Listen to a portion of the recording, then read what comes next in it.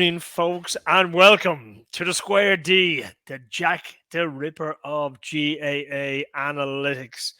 My name is Connor Galvin, your host for this evening, and I'm here, as always, with the king himself, the professor, Mr. Stephen O'Mara. Stephen, how's she cutting this evening? Not so bad. We're shooting a 11:15 at night. If we told the viewers the real reasons, and it's not because we were watching Ireland beat the mighty Gibraltar, but we'll keep that between ourselves, I think. Well, the whole objective for the regular viewers in is can we survive a full show of the Square D without mentioning JJ Akocha? Your time starts now. Come here, listen. People are not here to talk about the ex-Derby County Maestro. The kitchen is now hotting up out of nowhere like an old diesel tractor. It's been chugging along, going nowhere, and all of a sudden, boom. Next weekend, we're into Galway and Mayo down in Salt Hill.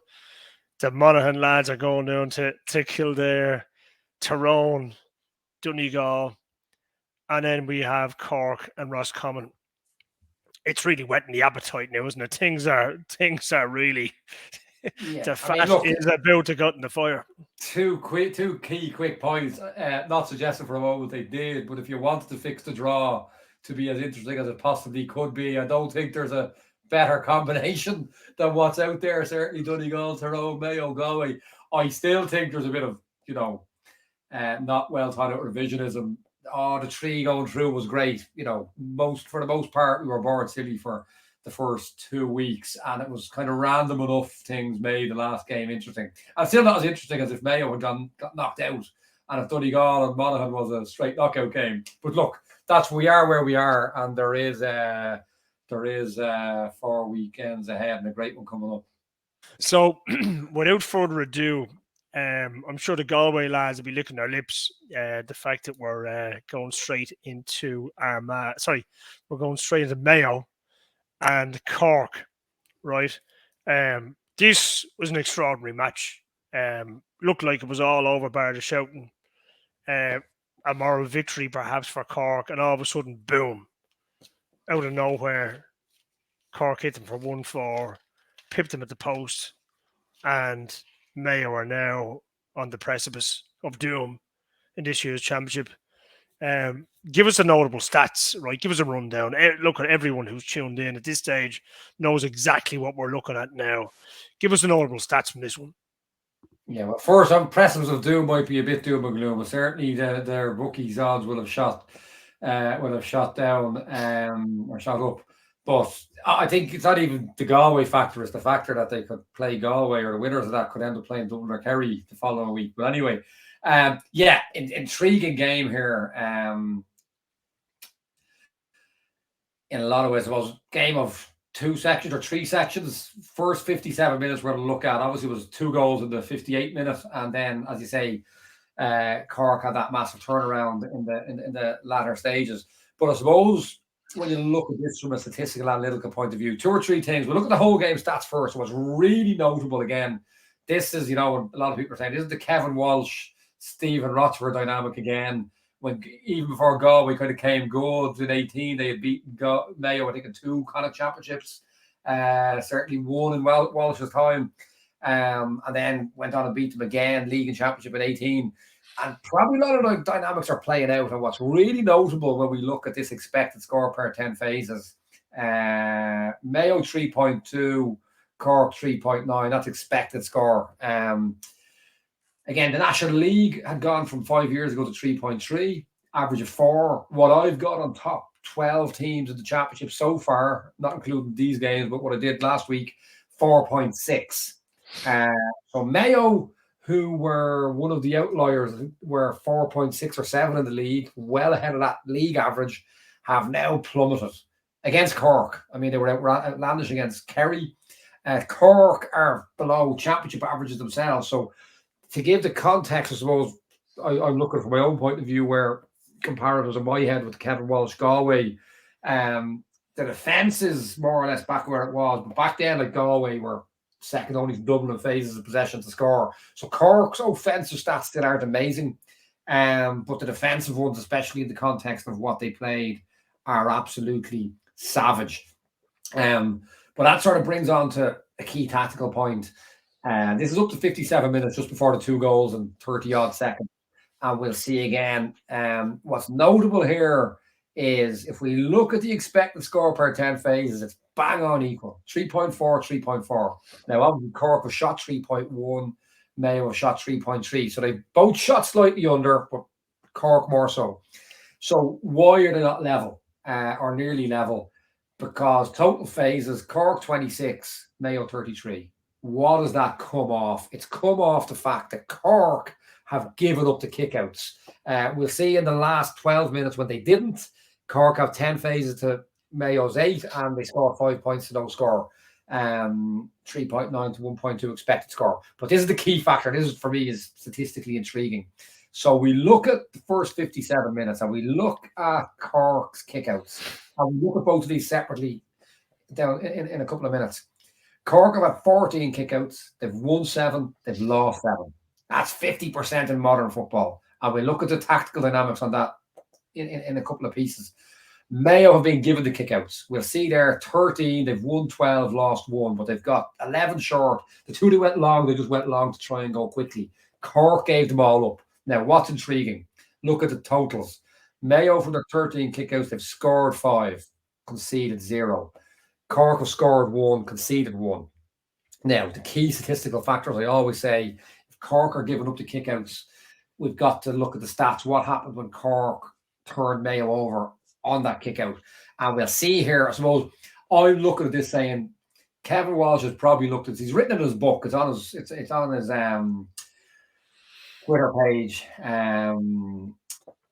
that how he set up against Stephen Rochford's Mayo, offered him sewers, fake space hockey would call it, or channels, try and press them down those channels. But essentially it was more about dropping off than pressing high, and we'll see that dynamic. And I'm presuming he took the view, and the Cork backroom team took the view, let's drop off, let them have it, and let's see if they break that line of defence. And I would have supported that maybe from the get-go. But I suppose, again, what I'd be doing live if I was watching this, where are they getting value? After 12 of the Mayo have scored 5 and conceded 1 on the turnover. So they're on 0.31 points per kick out. And it's higher if you only include the 8 short ones. So for me, the value wasn't there to give up the kickouts. And it was apparent after 5 or 6 kickouts. So I think they let that go longer than they should have. But ultimately, the strategy paid off in the fact that they pushed when they had to when they were losing. But for all intents and purposes, the game was over in 58 minutes. Cork, for their part, if we look at the technical elements of this afterwards, first possession each, Cork scored 4, conceded 3. So the kickouts were the reason Mayo were winning on 57 minutes. That Cork gave up the kickouts, and Mayo went after the kickouts, and ultimately up to 57 minutes. That was the reason why 2 teams with 3.4 points expect score per 10 phases. There was a 3-point difference between the teams. So, I mean, this is the same Cork team, bearing in mind, that were beaten by the Royal County in the first league game this year. Would Cork have all of a sudden, the powder in there is a kind of tag a man +1 type system? All of a sudden, these are a very formidable defensive formation. Now, we've seen the kick out being given up before. I mean, Galway did it against Roscommon. Roscommon won 23 or 23 kickouts, and were still well beaten out the gap. Didn't work for Cork today. That's one notable thing. Obviously, in transition, they got to change as it goes. The other thing was the expected score, right? We've spoken at length in the league. It's been down. As it's got into the championship, it's got near 5. The expected score in this game was diabolical by comparative analysis of recent matches. Yeah, and this is probably a key point that I will make. And look, it takes longer than we're going to have with this particular show to go through the mathematical nuance of this. Because, I mean, obviously you play more intense end-to-end game, there'll be more turnover. So it will work both ways. But ultimately, I would still always kind of fancy the team who are getting more phases with more shots.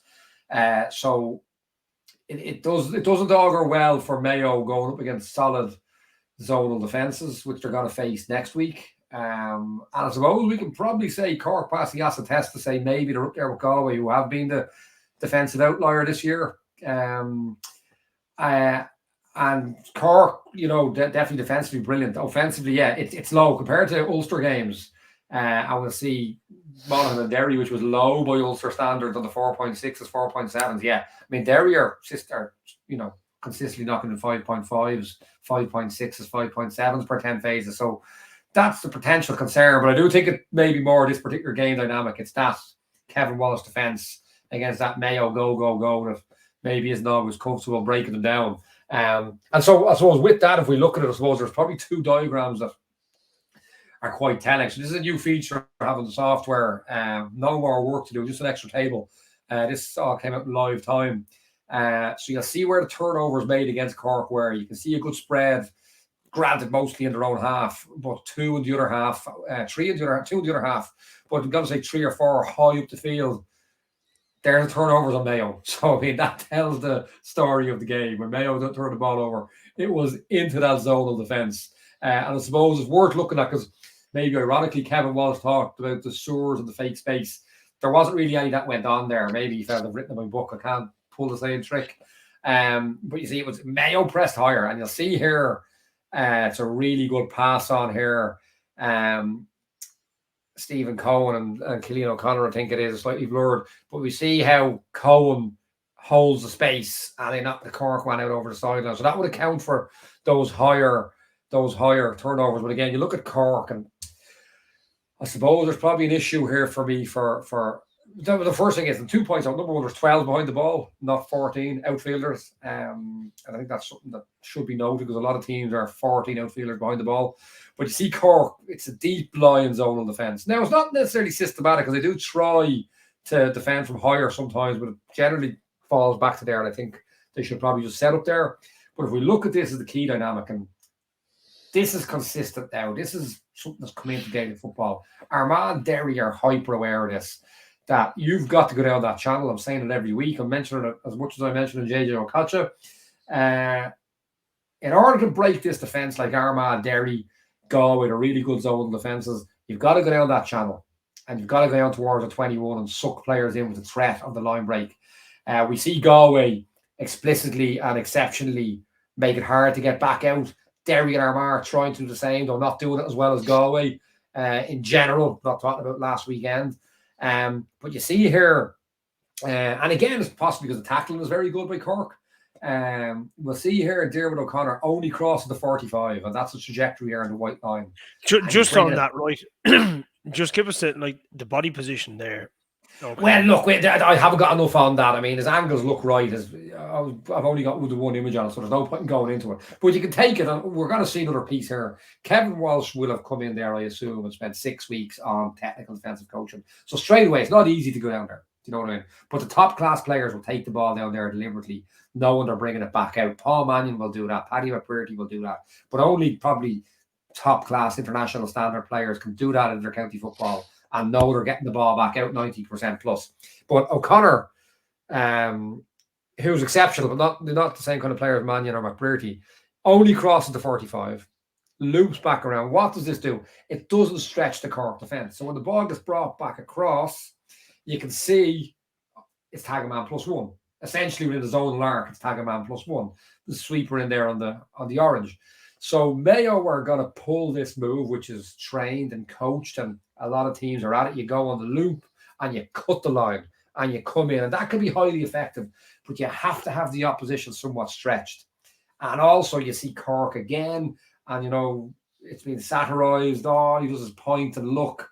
That pointing is the crux of the nuts and bolts of the defence. Look at the Cork man decision. They're crossing over. We know they're doing it. We know what we're doing. We're holding our zone, and he's running straight into the Cork man.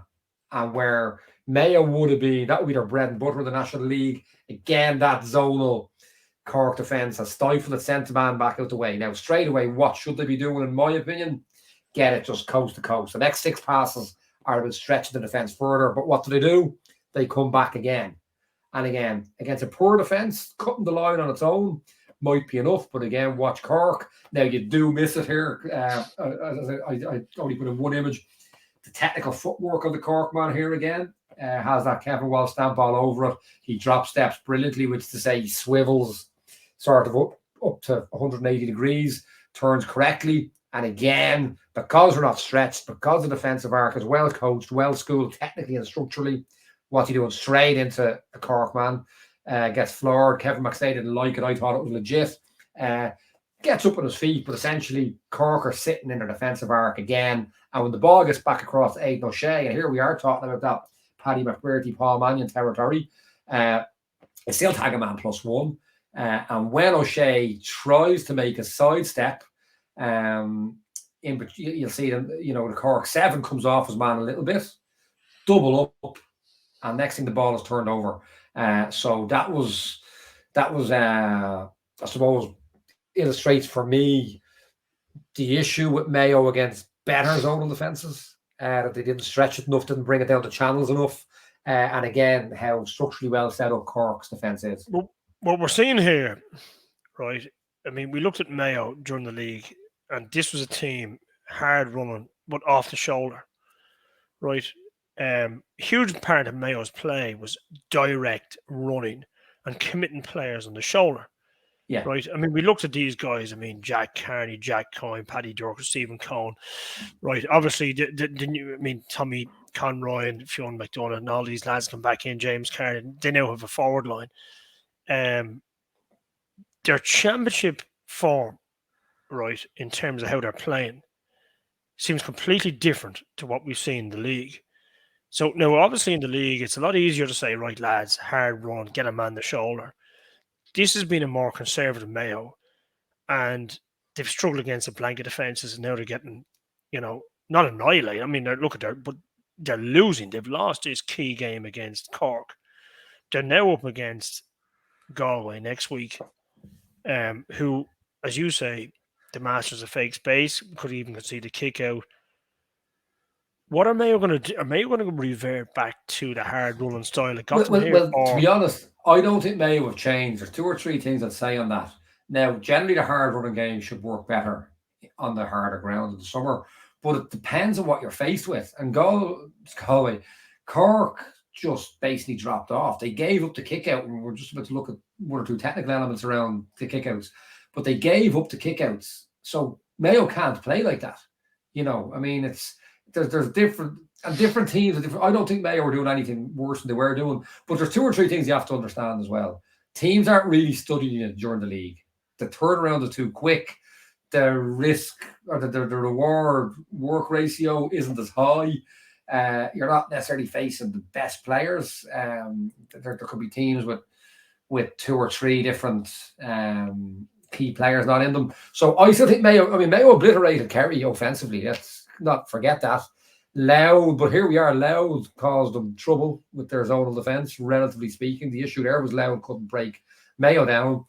Cork, so they're the issues. So I don't think Mayo were doing anything different, but they're coming up against sterner tests here, and I think teams are going to be looking there and saying maybe we'll just drop off and see can they break us down, and that could be again the game I'd love to see is Derry Mayo. I think that would be a real intriguing science lab. Because I think Galway will beat Derry comfortably if they play them again. Granted, I thought Galway would beat Armagh without too much hassle, and they didn't. But Mayo Derry is a different thing because Derry will be behind the ball all the dynamics. But look, that's where it's in. I don't think Mayo are doing much different. It's the teams they're facing, and it could just be a combination. I always go back to saying I was an Everton fan growing up. They won the league and was at 87 and got pipped for the double by Liverpool in 86, but they didn't beat Liverpool over the court. They were beating everybody else. They still couldn't beat Liverpool, even when they were winning leagues. Some teams was having Achilles, a certain opposition, a certain coach, and yeah, maybe there's something in that dynamic there. But look, are we happy enough we've covered? Yeah, well, look, just look at the kickouts there. Probably a key. I suppose we'd look at the stats around them. And I suppose what was interesting, I suppose, if we get this up,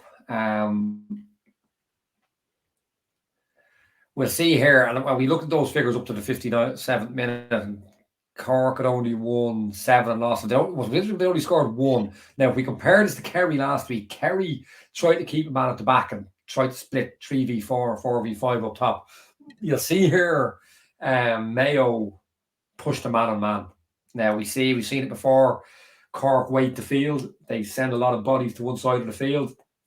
But I suppose where I think statistically this didn't play out well for Cork is you see here the two Mayo boys at the bottom of the screen are headed home. Now, Cork win this, but the issue with it, and they kick it straight down, 2-second delay, they kick it straight down the line, but we see the problem. Cork, essentially, unlike against Kerry, where they got to get hands on ball in the kickouts, and again, they really should have won. I think they deserved to win and had a higher expected score, notwithstanding a penalty. I still haven't convinced by.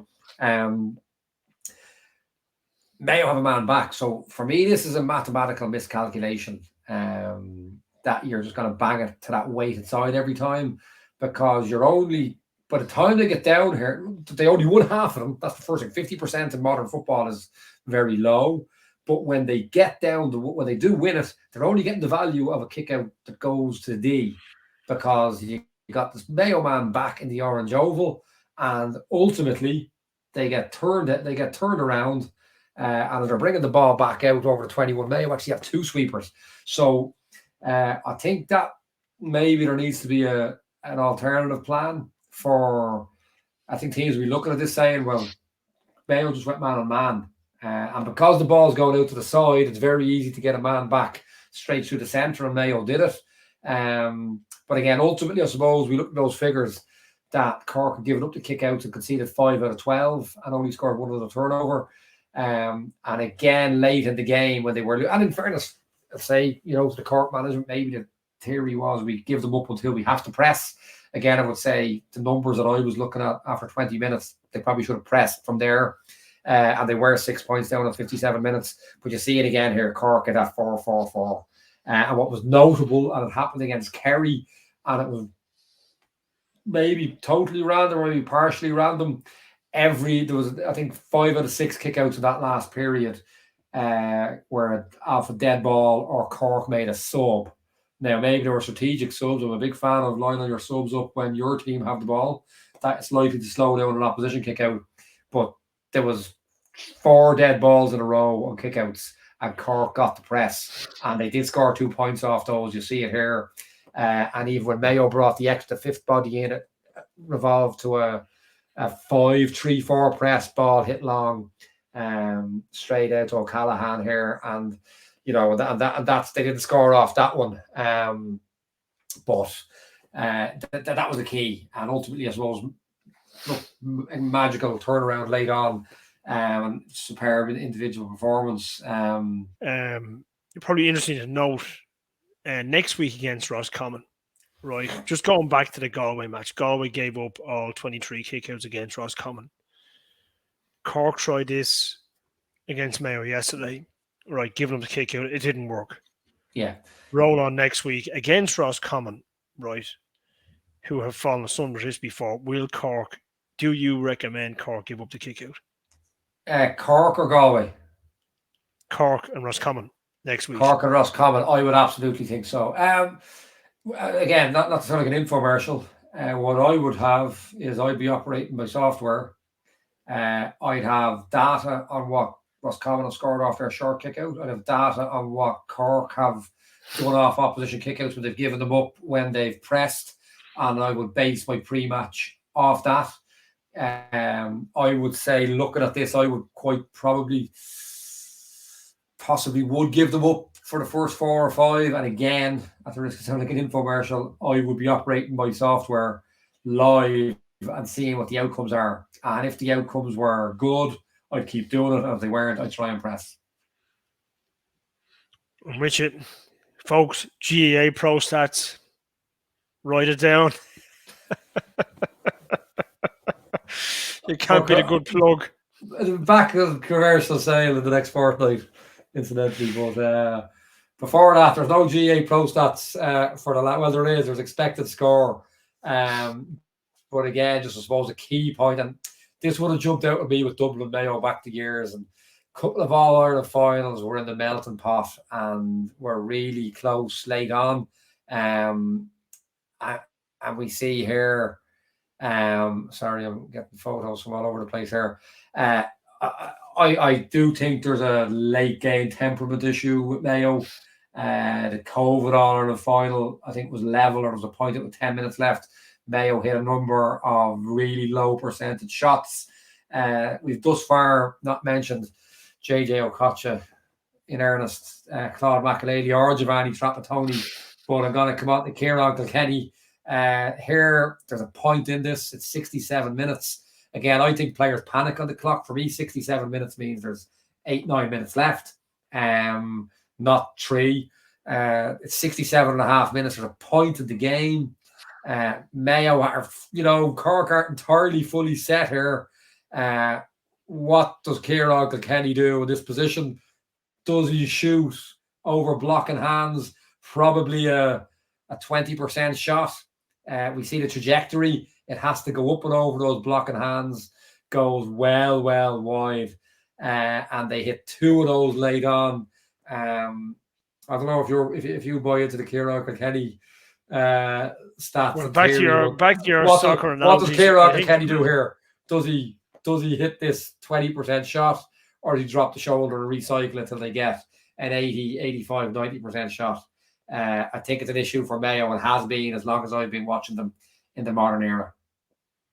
Yeah, I mean, back to your soccer analogy, I think that's more like your man Willie Smallbone than JJ Okocha in terms of shooting wise, Well, look, I don't think it's a percentage shot for any footballer in the country. And as they hit 2 of them, and I've noticed that late in games against a couple of those All-Ireland finals, the only difference between Mayo and Dublin was that military, cold, ice in the vein process. Dublin kept it. Mayo looked to me like they get too excited when they're losing games late on. Losing games by a point or 2 late on. But this year... and I thought that was another example. Are we happy enough we've appeased? So you're going for Mayo next week? I actually have to sit and think about it. I don't know. It's 50. It's hard to call. It's hard. If I had to bet my life, I'd actually go Galway, but it's as close to a coin flip as you can get. So when Stephen O'Meara undergoes a theorization of who's going to win, is that like the Dalai Lama going for a nature walk, sitting down in the forest, meditating for 12 hours or something like that? No, I just refer to the data and the figures. Like, ask me in 12 hours and I'll give you a more clinical response. Cool hand, Luke. If you were dealing with the nonsense I was dealing with today, you'd know I haven't had that time. You told me not to bring it up, and here you are. We're going to move on to Healy Park, of all places, up in Tyrone, and we have Donegal and Monaghan in our next featured match. The overall footing of this game, look, we seem to have Monaghan were blue in the face this year. There's a few sides to them. We talked about the hands-on ball, the kicking through the middle third, some of the naivety in the play, but some of the brilliance that's there in terms of your McCarthy's, O'Hanlon's, Carl O'Connell's, Bannigan's, these type of footballers. They're a very frustrating team. I mean, for Monaghan supporters must be pulling their hair out. But conversely, Donegal here have come out of nowhere, like for an also ran team, issues at county board level, diabolical league. All of a sudden, there's momentum here, isn't there? Momentum could be the wrong word, but there's definitely progress numerically, and we're going to see a couple of key tactical and technical elements. And I suppose, again, always the basis from which I begin, we look at our stats. And again, we bear in mind that in the league, the average was 4 scorers per 10 phases. Donegal were 3.3. They're up here, 4.5 expected, 4.9 total scores. Now, the issue for Donegal last year in terms of what issues there were. They were always at the top. They were the top 2 or 3 in terms of phases, scores. The issue was defending. Now, what's notable is Donegal conceded 5.5, I think, per 10 phases to Down, who were the Tailteann Cup. Didn't get out of Division 3. They've conceded 4.3 here to Monaghan. Expect the score of 4.6. So it's notable here that this is Donegal's first solid defensive performance all year. It's still only hitting the championship average, but from the base they've come from the league this year, that's a marked improvement, and we're going to see why I think it happened. From a Monaghan point of view, they've actually defended. Well, look, Donegal's figures, they've defended better than the average, but again, based on where Donegal's figures are coming from, it's hard to judge it. What's notable, it is worth pointing out that Monaghan actually had a higher expected score on this. So if we look, that line is quite thin, but if you're on the laptop, you should certainly see it. But I'll talk you through it. It's bang on level, expected score at half time. So Donegal shot above expected score, Monaghan shot below. And actually, Monaghan have a higher expected score on 61 minutes. Now, look, ultimately, Monaghan end up with a higher expected score. On 65 minutes, Donegal are half a point up. So let's not get carried away that the game could have gone the other way. It's also Monaghan mightn't make any friends here, but probably got saved in Division 1 this year by the fact that they played Mayo's B team in the last game. Probably not a game that have won. So we're looking at a team who possibly aren't a top 8 team anymore, but it remains to be seen. But yeah, all things being equal, it's probably an even game. That's how the game actually played itself out. But we're going to see what's notable is Donegal in the first half versus Monaghan. We'll look at the kickouts and some data around that. But yeah, look, it's positive for Donegal. To say they gain a sort of momentum needs to have a movement forward. This is the first step. For reasons we're going to look at, I would be confident. Well, look, I mean, we had the great Paddy McGill there last week talking about the in-house conspiracy theories which abound around Donegal. One of which he was with a couple of lads in the car, and they could actually name another starting, like an ancillary starting 15 to what's out there at the moment, which usually in a county means there's a lot of unrest. The fact that these lads are going bloody well here speaks volumes. Look, we will talk about all that in a minute. Look, there's 2 points to make. Number one, it was a kind of a marriage of convenience that Paddy Carr and Aidan O'Rourke were put together. Like Aidan O'Rourke's on his own now. He brought Louth from Division 4 to Division 2. I see more of that stamp on it now. There's also, while they've lost players, there's key players back, and we're going to look, and there's the key player who's the key point in this one, has been brought into the team. I assumed he dropped off the panel that he wasn't on it already, or Doherty, and we're going to look at him. We can't not.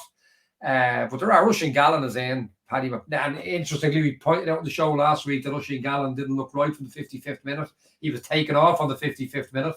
And Donegal were only a point or two down to Derry last week. At that point, they brought McBurty on for Rushing Gallen. But there's, I think it was actually me said during the league there was a better team didn't start in Donegal than did start.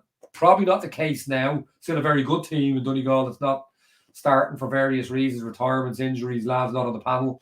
But there's better team on the field now than there has been. That's the first thing. But I suppose to just digress a bit, we look again, the kickouts, the stats here are so key because we look at the first half and what Donegal weren't getting this year. 10 short hands on ball kickouts. Monaghan gave them up. They've scored 6 points and conceded one on the turnover. So Donegal are back to that figure they had magic on. 0.5 points per short kick, hands on ball. 1 and 2, profit. Brilliant. Equally, however, Monaghan in the first half, 7 from 11.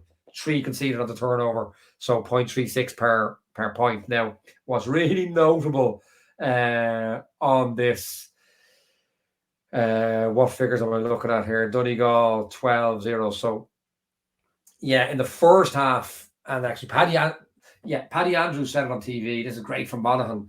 Donegal are pressed up and they've gone over the top. Great strategy.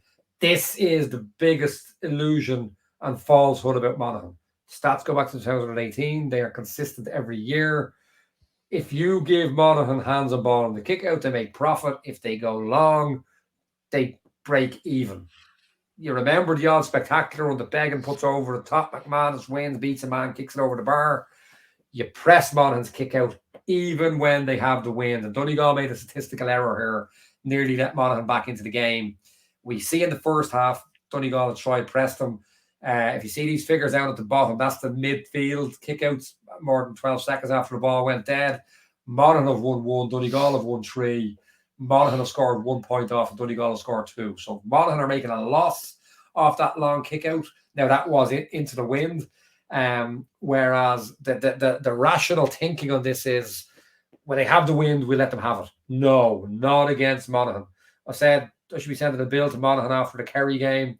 I should be holding to ransom to not give out this stat on this. I've done it. It's too late. Press Monaghan's kickouts. The stats are there, over a few hundred kickouts. And you see here in the first half, this bottom figure, the derivative, what was the profit loss going short relative to the long? Monaghan 0.7. Just knock on the screen there, yep. I wouldn't be booking a weekend in Castleblaney anytime soon, but it sounds like things. Well, look, it's just the reality of it. If we see it here, if it wants to cooperate, I'll come up with the screen. Monaghan were 0.77 of a point better per short kick than long kick throughout the game. We see here, this is the short kicks total. Monaghan, 19 kicks to the full back line or half back line, scored 11 points. Donegal tapered off in the second half, 6 from 15 in the end, still a decent return. But ultimately, it was this in the first half. Donegal had abandoned their aggressive zonal press, which has given them gold over the last couple of years. Again, you go back to the fact that Aidan O'Rourke is out a manager and not the coach. I presume, that may be a change there, but you see there's 3 and 5 there. It was probably a 4-4 that evolved into a 3-5 no more than Cork evolved into a 5-3 earlier. And you can see that the second bank out here at midfield, our third bank is just out of the picture. And this is the one Paddy Andrews said, that's a great strategy. No, because look, Conor O'Donnell's on his way back on the arrow. There's 3 Donegal boys underneath the break, and ultimately they get hands on ball. So that second half, Donegal giving up the kick out, definitely tactically flawed, statistically flawed, would be a better way of putting it. And it did account for that 6-point lead being eaten into to 2 points, and Monaghan missing a very scoreable shot in injury time to bring it to 1. But ultimately, the kick-out stats looking a lot better for Donegal, and exceptional. 11 from 19 for Monaghan is probably as high as there's been all year. So Monaghan's defence, as you've alluded in this show, right, for quite a large part of the year, if Monaghan sorted out their defence, they could, hands on ball, got the defensive structure right, they could be All-Ireland contenders. Is there signs that they've got this defensive structure bang on, or are we still cutting ourselves? No, I mean, no. I see enough here to say, and you looked like a 2 heads, but I said Monaghan could be an outside chance, a serious outside 15, chance for the All-Ireland. 15 heads. For the All-Ireland, yeah. Offensively, I would stand over that, would have stood over it. But to be honest, I saw enough for the first 2 minutes to say, no, the issues are endemic. And we'll see here. And again, we talk about Mayo versus Cork. They don't bring it down. We see here Oisin Gallen does bring it down closer to 21, kicks it back out. And again, the quality of this Donegal football side shouldn't be underestimated. And I think there's a balance I like this weekend that maybe hasn't been there certainly this year. But Oisin takes it down, brings it back out. Just bring up that screen there. Sorry, I keep forgetting to have my screen. Yeah, no, I do surely. I'm talking about pictures that I've forgotten. That's why they pay me the big bucks. That's the way I pay the big bucks and shoot after midnight on a Monday, come Tuesday. So we see here, Gallen has brought the ball That's why down at towards least 21. Paddy has a nicer role was Donegal Twain, I suppose. He's more polite. But he'd have enjoyed this one tonight. It's a pity he couldn't do it. But anyway, Farrell, Usheen Gallen kicks the ball back out here, brings it down to 21, brings it back up. That's good with Donegal, but you're going to see here for me structurally, there's issues all over the place here for Monaghan. It's more comprehensions than me. It's hard to see what the tactic is meant to be because there's just misapplications of the 2v1 rule all over the shop.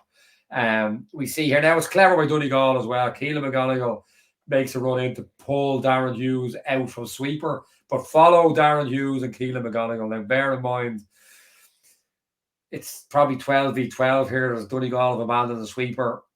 Where do you get your sweeper? Darren Hughes has followed the sweeper, has followed Keelan McGonigal exactly where he's wanted to bring him outside the defensive arc. You've got another man in front here of Oban Gallagher, who should tuck in. Sorry, we look out here, we see Hughes following McGonigal. Oban Gallagher can't believe his luck that he's been left inside the blanket defence. So the sweeper that is there now, because Hughes was probably passed on from being the sweeper. Sweeper that's there now has to pick up Oban, but he can't get there in time. And we see the point I want to make here is that Donegal have men an extra body at the front of the arc here. You've got to get your 2v1s right. You don't follow a man outside the arc.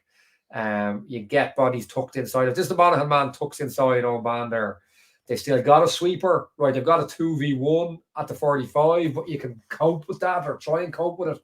But the decision making is just all wrong. And now no one's accounting for, you look at Cork and, Joe Brawley used to satirize Kevin Walsh. All they do is stand and point. You could do with someone pointing here to know who has who. No one knows. So the sweeper is now pushing out to Oban. There's two Monaghan men gone to the same Donegal man. Conor O'Donnell, you can see on the yellow arrow coming in off the shoulder. Oban gets the pop pass. Now there's no Monaghan sweeper. And no one knows who's marking anybody. And Conor O'Donnell gets in, uses the speed and his intelligence to get in. We see here, this is a slow build-up play, and Monaghan just don't manage to get a sweeper. There's no sense, for me, the obvious thing here is, again, your 2v1s and, the man at right half back has to tuck in and let this man in and then into sweep, and then the man on the orange arrow would tuck a bit deeper to account for the body less at the front of the arc. But no, they just play it man on man. Worked against Derry, but made big calls, leaving off some of their slower players. Darren Hughes, Kieran McManus, Jack McCarron, maybe, I don't know, maybe not slow, but not a defender.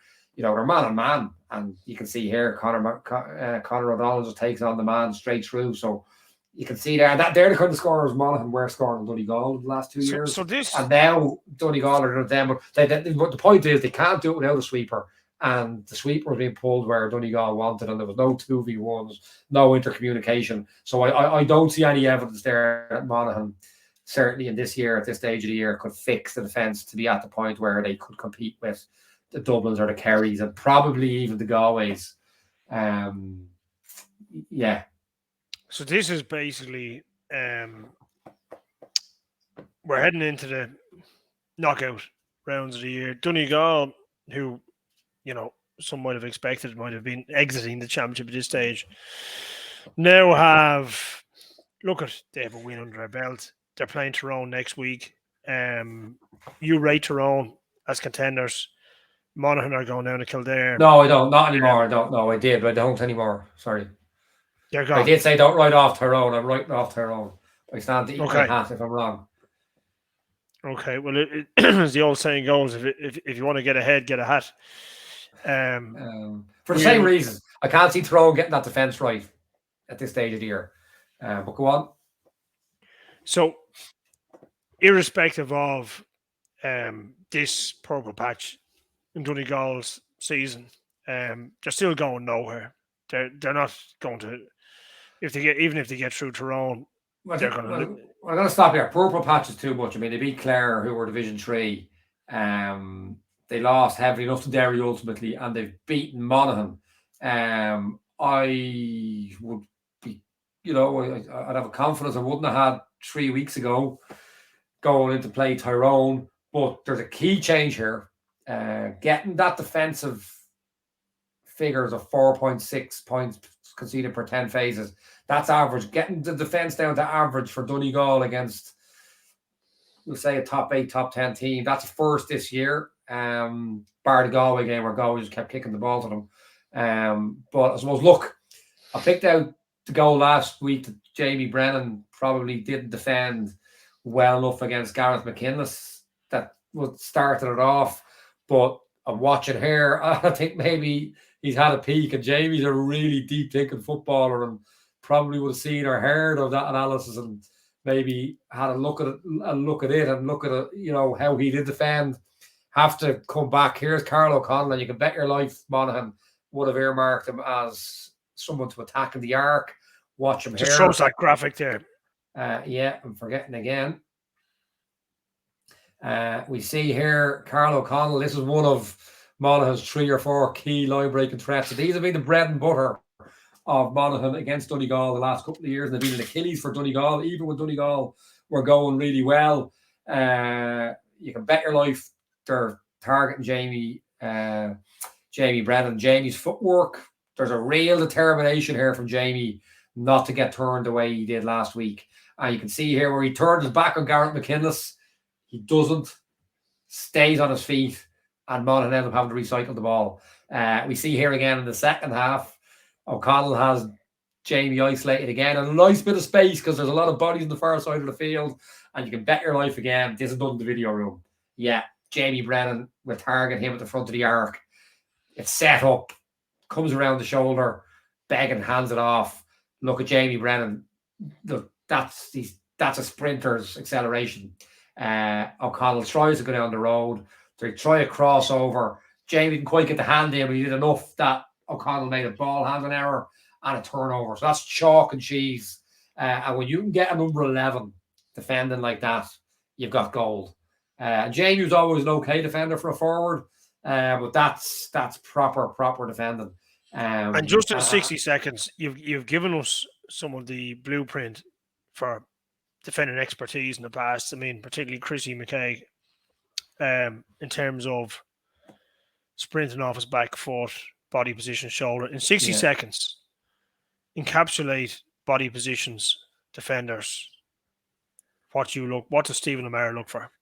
Oh, you're gone off script, but I don't have the images. But for what I have here, I don't need images, just off your well, it's hard. Look, the 60 seconds it's a big ask. But I suppose if we look here, first of all, if we go back to Jamie, there's two key elements here. He's shown on the line, and there's an imaginary line between the ball and the goals, the back post specifically. We won't get bogged down on that. And you want to show him the channel in front of you that he has to come across your body to get to the goal. You don't want to get too close, or he cuts inside you. You don't want to get too far back, or he just wanders in and has a shot or accelerates down the channel. So Jamie here, his distance is perfect. Also, it's sideways. When you try and coach the guys, it's counterintuitive because they want to face you square on. He's sideways. He's dead sideways. But the key subtle detail here is the acceleration. This is exceptional by any standards. The mistake most guys make here, and especially forwards, they'll bring the right knee over across the left knee, and it's a slow acceleration. But that's what I call a spring step. He's springing off the outside foot. That when the man goes down the channel, he's able to maintain his balance. I mean, he's probably turned slightly more than you want here, but it's been forced. But he hasn't turned his back. He hasn't got too close to be sidestepped, and he's still choked off the run. So that mightn't be in 60 seconds, but it's as good as I can do when you go off script on me. Come here. Again, that's why they pay me the big bucks.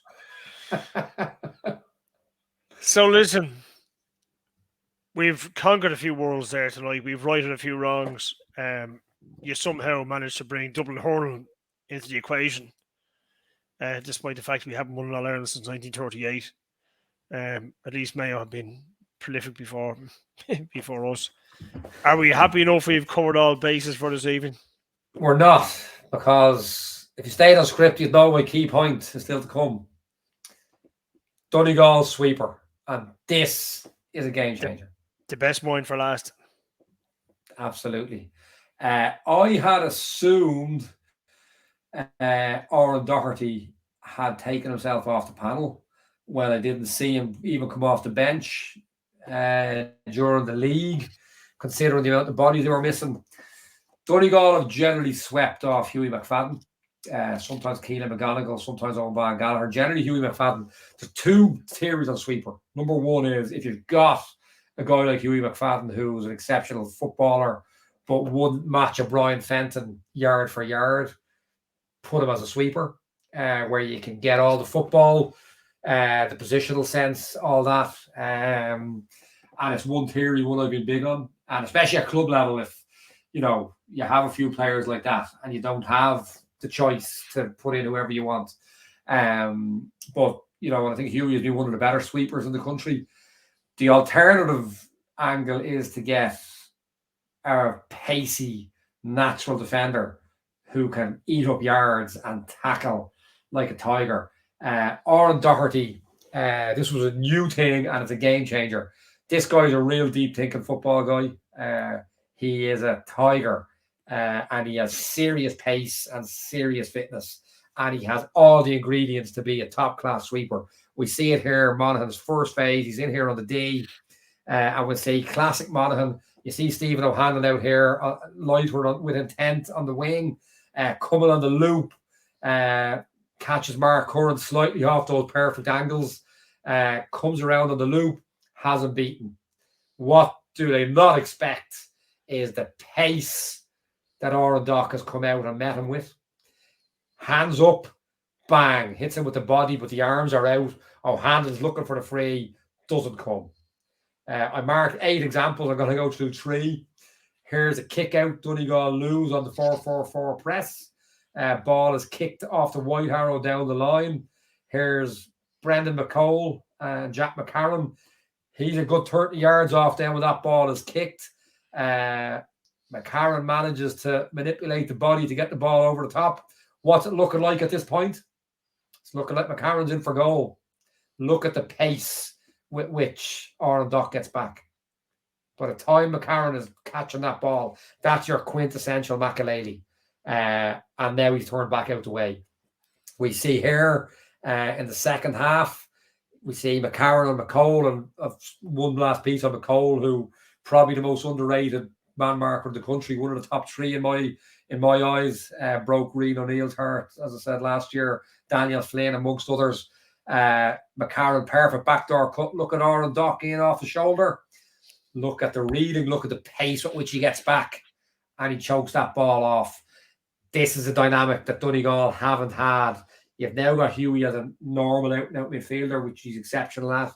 You've got a guy who I think, and this is his first game playing there. I don't think he played centre forward for Glenties in the county final last year. I was there against Unans, and he was centre forward trying to shift across on a high aggressive press, and he was exceptional at it. He made 2 turnovers in the opposition's half back line. He's no business making. On top of that, here we have a turnover. He wasn't in the sweeping position here. Watch him on the D on the arrow. Donegal up the field. He's taken off already. Watch him go. He overtakes 3 Monaghan players before Jamie Brennan puts a peach of a ball across field in his arms. That's a score you only get if you've got a guy who outruns everybody. So he's doing that for 70 minutes over and back across the lines, to get double ups a second quicker than most sweepers will get. And then when Monaghan were getting a push on in the second half, they go man on man on the kick out. Who wins 2 in a row short? Oran Dock. Boundless energy, constantly switched on. I think this is a game changer for Donegal. And I think credit to Aidan O'Rourke for picking it out. And I see a very, very bright future. He's a guy I thought could have been maybe thereabouts with the team last year. You espoused the virtues of this guy before. This isn't the first time he's been named. You're thinking Aaron Doherty. You're confused with Aaron Doherty from Glencullen. A similar kind of athlete, but now Aaron would have Dublin senior standard football to boot. Aaron Dock maybe hasn't got that technical skill, but he has everything else. Aaron has all of this and probably more. But yeah, no, it's a fine. It's a potential. It's late in the year maybe to be new dynamics to face in different games, but this is a game changer for Donegal. And just on that note, finally, Brendan McCall, here we are, man on man, Jack McCarron, ball played in, and I've lost my slide, but he did take that ball out.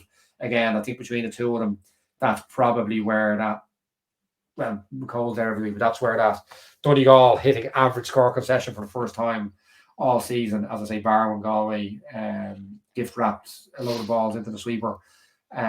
Yeah, that's a game changer.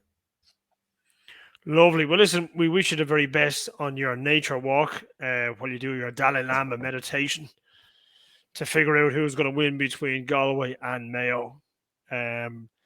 So, look, that's all we have time for this week. Go easy and enjoy. We're going to have a preview show, I think, either myself or Paddy, before it all throws in next weekend. So, listen, have a great week, folks, and chat you soon. All the best.